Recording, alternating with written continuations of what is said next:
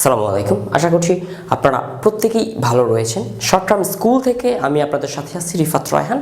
তো আজকে আমরা যে বিষয়টা নিয়ে আলোচনা করব সেটা হচ্ছে ট্রান্সফরমেশন অফ সেন্টেন্সের আরেকটা পার্ট। সেটা হচ্ছে কি? সেটা হচ্ছে ভয়েস। আপনারা যারা এসএসসি এবং এইচএসসিতে পড়েন তাদের ট্রান্সফরমেশন অফ সেন্টেন্স নামক গ্রামার একটা টপিক আছে। তো এই ভয়েসের বিভিন্ন পার্ট আমরা পূর্বের বিভিন্ন ক্লাসে দিয়েছি। তো আজকে আমরা আরেকটা ভয়েসের আরেকটা পার্ট নিয়ে আলোচনা করব। সেটা হচ্ছে কি?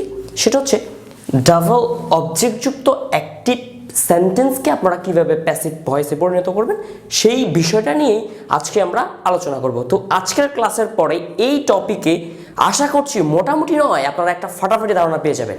তো দেখুন, এই ডাবল অবজেক্টযুক্ত অ্যাক্টিভ সেন্টেন্সকে আমরা যখন প্যাসিভ করব তখন আমাদের কি করতে হবে? দুইটা অবজেক্ট থাকবে, সেই দুইটা অবজেক্টের যে কোনো একটা অবজেক্টকে আমাদেরকে সাবজেক্ট করতে হবে। কিন্তু একটা কথা মনে রাখবেন, তার মধ্যে পার্সোনাল অবজেক্টটাকে সাবজেক্ট করা হচ্ছে শ্রেয়। কেন শ্রেয় সেটা আমি একটু পরে বলতেছি। তারপরে কি পরবর্তী টেন্সের অক্সিলারি ভার্ব বসে। এখন পরবর্তী টেন্সের অক্সিলারি ভার্ব বলতে আমরা কি বুঝি? অর্থাৎ সেন্টেন্সটা যদি ইনডিফিনিট হয় তার পরবর্তী টেন্সকে কন্টিনিউয়াস, যদি পারফেক্ট হয় তার পরবর্তী টেন্সকে পারফেক্ট কন্টিনিউয়াস। এরপরে কি মূল ভার্বের ভিতরে, অর্থাৎ ওই সেন্টেন্সে অক্সিলারি ভার্বের পরে যে ভার্বটা থাকবে তাকে আমরা প্রিন্সিপাল ভার্ব বা মূল ভার্ব বলে থাকি। সে ভার্বটা যে ফর্মে থাকবে তার 3 নম্বর ফর্ম অর্থাৎ V3 হবে।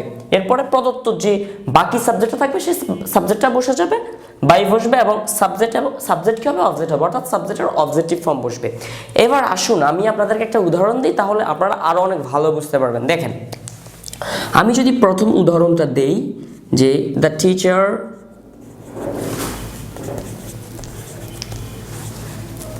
teaches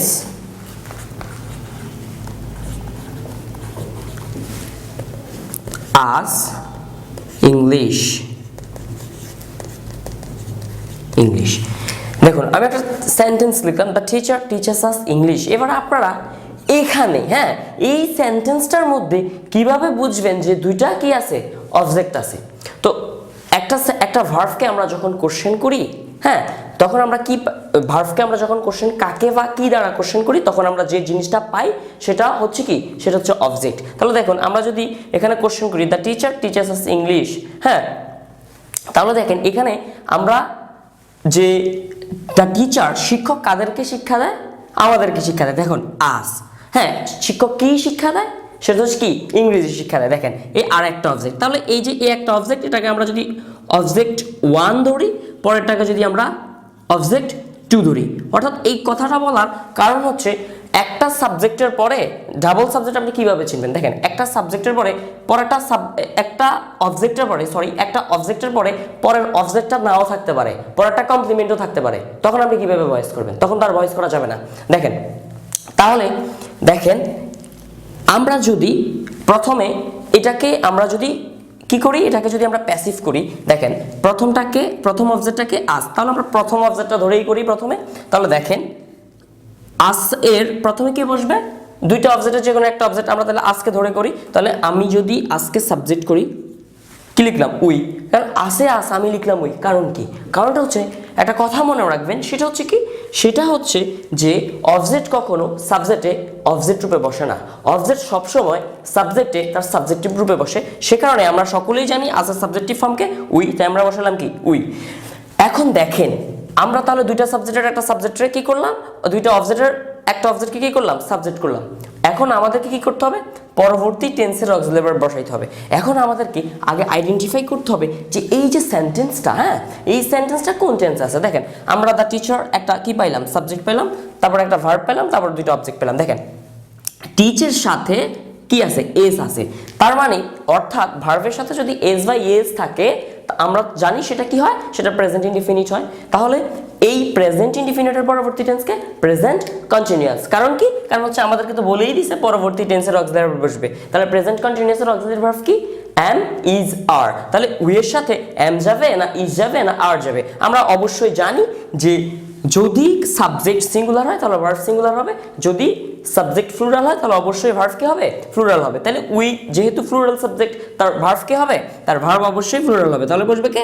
R, we are. তারপরে কে বসবে? মূল ভার্বের V3, তে আমাদের মূল ভার্ব কে? টিচ। তাহলে এই টিচার V3 কি? টট, টি taught taught তারপরে কে বসবে প্রদত্ত বাকি অবজেক্ট বসবে এখন প্রদত্ত বাকি অবজেক্ট কে ইংলিশ তাহলে কে বসবে ইংলিশ বসবে ইংলিশ তারপরে কে বসবে বাই বসবে সাবজেক্টের সাবজেক্ট অবজেক্ট হবে সাবজেক্ট কে দ্য টিচার তাহলে আমরা লিখে দিব কে দ্য টিচার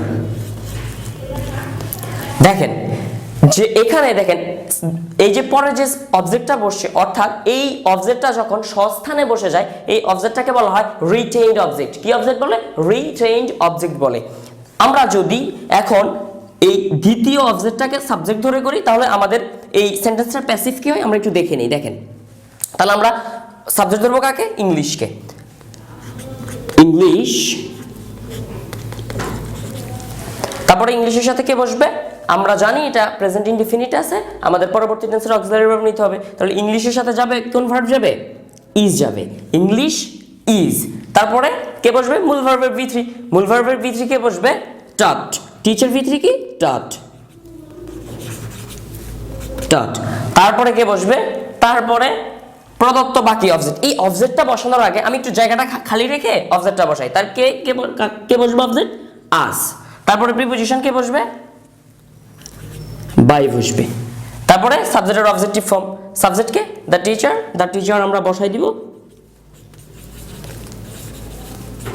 দেখেন আমি যে জায়গাটা খালি রাখছি তার মানে কি এখানে কোনো কিছু একটা বসবে অর্থাৎ আমরা যখন ডাবল অবজেক্ট যুক্ত কোনো সেন্টেন্সকে আমরা কি করব প্যাসিভ করব তখন অবশ্যই আমাদেরকে কি করতে হবে যে পার্সোনাল যে অবজেক্টটা আছে সেটাকে কি করতে হবে সাবজেক্ট করতে হবে সেটা হচ্ছে সবচেয়ে শ্রেয় আর যদি আপনি না করেন তখন কি করতে হবে এই যে আপনি যখন এই পার্সোনাল অবজেক্টটাকে না করবেন হ্যাঁ আপনি তো এমনিতেই যে বস্তুবাচক অবজেক্টটা আছে সেটা বসাই দিলেন তো বস্তুবাচক অবজেক্টটা বসাই দেওয়ার ফলে তো আপনার এই যে ব্যক্তিবাচক যে অবজেক্ট আছে সেটা রাগ করছে তার রাগ ভাঙাইতে হলে আপনার কি করতে হবে অবশ্যই তার সামনে একটা প্রিপোজিশন বসাতে হবে কি টু হ্যাঁ এই হচ্ছে আমাদের একটা উদাহরণকে আপনি চাইলে একটা ডাবল অবজেক্ট যুক্ত সেন্টেন্সকে আপনি চাইলে দুইভাবে প্যাসিভ করতে পারেন তবে আমি বলবো সেই ক্ষেত্রে আপনাকে অবশ্যই কি করতে হবে অবশ্যই ব্যক্তিবাচক অবজেক্টটাকে সাবজেক্ট করতে হবে হ্যাঁ আমরা যদি আরেকটা উদাহরণ দিই তাহলে আপনি আরো ভালো বুঝতে পারবেন দেখেন আমি রুলসটা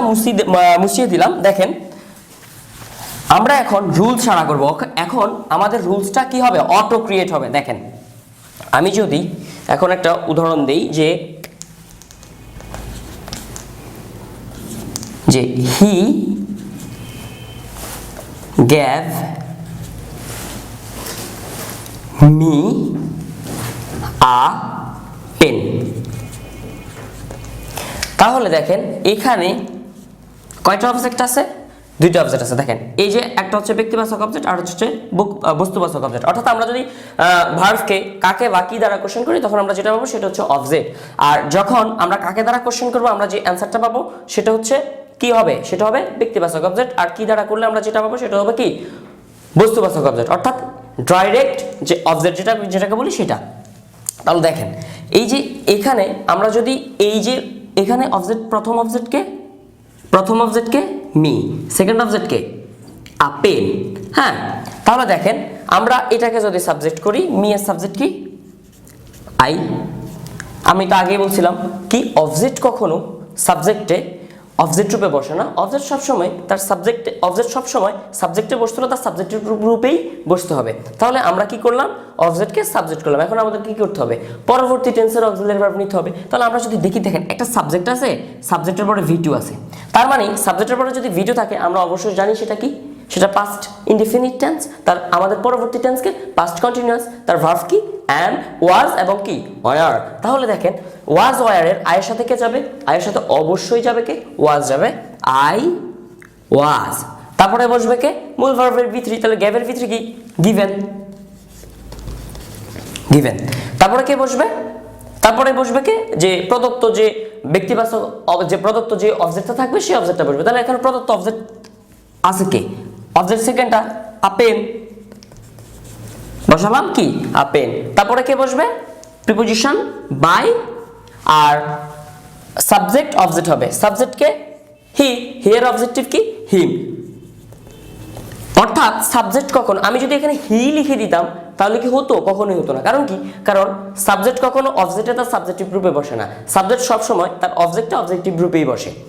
এখন এইটা তো আমরা ব্যক্তিবাচক অবজেক্টটাকে সাবজেক্ট ধরে করলাম। এখন আপনি চাইলে এ পেনকে প্রথম সাবজেক্ট ধরে আপনি করতে পারেন। দেখেন তাহলে করলে কি হবে? দেখুন, a pen was given to me by him। এখন দেখেন রুলসটা কি আমাদের অটো ক্রিয়েট হয়েছে? দেখেন তাহলে রুলসটা যদি আমরা এই প্যাসিভ সেন্টেন্সটা দেখে করে, দেখেন রুলসটা আমাদের অটো ক্রিয়েট হচ্ছে। আমরা প্রথমে কি করলাম? দুইটা অবজেক্টের যে কোনো একটা অবজেক্টকে কি করলাম? সাবজেক্ট করলাম। তার মধ্যে আমরা তো আগে বলছিলাম যে ব্যক্তিবাচক অবজেক্টটাকে সাবজেক্ট করার চেষ্টা করে, তাহলে আমরা ব্যক্তিবাচক অবজেক্টটাকে কি করলাম? সাবজেক্ট করলাম। তারপরে কি বললো? পরবর্তী টেন্সের অক্সিলারি ভার্ব বসবে, আমরা সেখানে পরবর্তী টেন্সের অক্সিলারি ভার্ব বসালাম। তারপরে কি? মূল ভার্বের V3, দেখেন মূল ভার্বের V3 আমরা বসালাম। এরপরে প্রদত্ত যে বাকি অবজেক্টটা থাকবে সেই অবজেক্টটাকেও বসালাম। প্রিপোজিশন কি বসবে? বাই বসবে এবং সাবজেক্ট অবজেক্ট হবে, অর্থাৎ সাবজেক্টের অবজেক্টিভ ফর্ম হবে। দেখেন কি সুন্দর, আমরা রুলস ছাড়াই করার ফলে আমাদের কি হলো? অটো রুল একটা ক্রিয়েট হয়ে গেল। আশা করি আপনারা এই ডাবল অবজেক্ট যুক্ত সেন্টেন্সকে কিভাবে অ্যাক্টিভ থেকে প্যাসিভ করবেন ক্লিয়ার হয়ে গেছেন। আর যদি আমার ক্লাসটি আপনাদের ভালো লেগে থাকে তাহলে অবশ্যই আমাদের শর্ট টার্ম স্কুলটিকে চ্যানেলটিকে সাবস্ক্রাইব করবেন। ভালো থাকবেন, সুস্থ থাকবেন, আল্লাহ হাফেজ।